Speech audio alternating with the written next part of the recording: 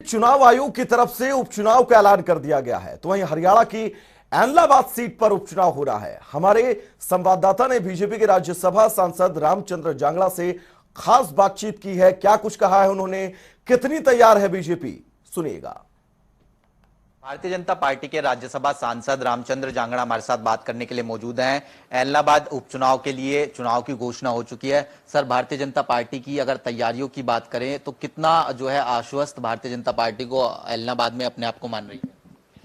देखिए, भारतीय जनता पार्टी 100% आश्वस्त है कि हम ये उपचुनाव जीतेंगे, क्योंकि नीतियां चाहे वो केंद्र सरकार की हैं प्रधानमंत्री की तरफ से, चाहे वो प्रदेश सरकार की हैं मुख्यमंत्री की तरफ से, तमाम नीतियां ऐसी हैं जो आम आदमी से जुड़ी हुई नीतियां हैं। जैसे हम केंद्र की नीति को आयुष्मान भारत के कार्ड से शुरू कर सकते हैं।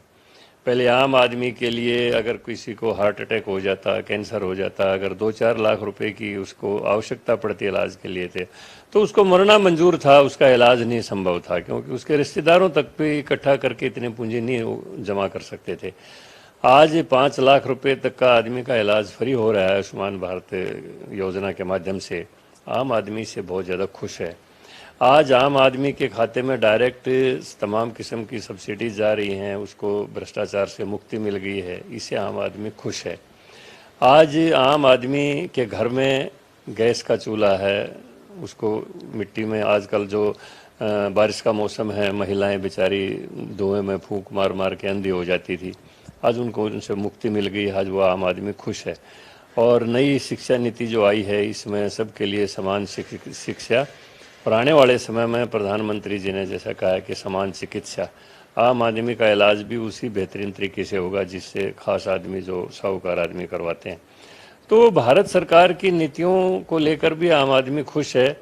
और प्रदेश सरकार में मुख्यमंत्री ने जो समान विकास के मंत्र के साथ हरियाणा में सरकार चलाई है, चाहे हमारा कहीं से विधायक था या नहीं था, विकास के लिए समान राशि सबको मुहैया करवाई। और प्रदेश में चाहे वो पेंशन की प्रणाली थी और चाहे अन्य सरकारी लाभों की प्रणालियां थी, तुमको सबको पारदर्शी तरीके से और भ्रष्टाचार मुक्त करने की कोशिश की है, बहुत की जा चुकी हैं। इस प्रदेश में स्थानांतरण नीति, तबादला नीति एक बहुत बड़ा उद्योग था पॉलिटिकल लोगों के लिए। ऑनलाइन तबादले कर दिए गए बहुत से विभागों के। सबसे बड़ा विभाग तो शिक्षा का था, जिसमें आम जो शिक्षक जिसकी कोई राजनीतिक पहुंच नहीं होती थी, वो तो बेचारा टक्कर खाता फिरता था, और जो राजनीतिक पहुंच वाले लोग होते थे वो एक घर के नज़दीक जगह के ऊपर वर्षों बैठे रहते थे।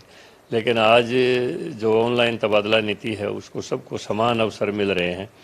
तो इस किस्म की कितनी योजनाएं प्रदेश की मुख्यमंत्री जी ने ऐसे की हैं जो आम आदमी को सीधी लाभान्वित करती हैं।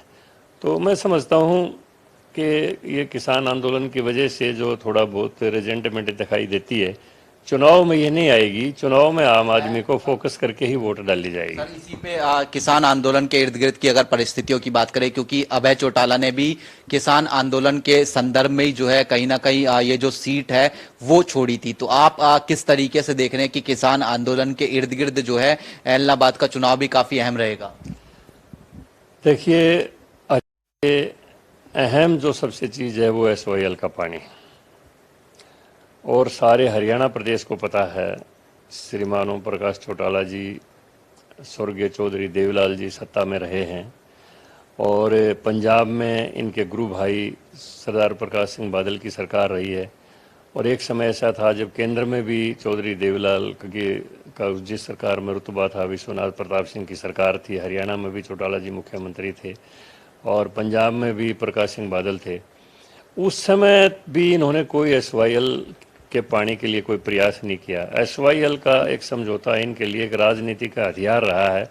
जब भी सत्ता से बाहर हो जाते हैं SYL का मुद्दा उठाते हैं, जब सत्ता में होते हैं तो उसको पूरी तरह से ठंडे बस्ते में डाल देते हैं।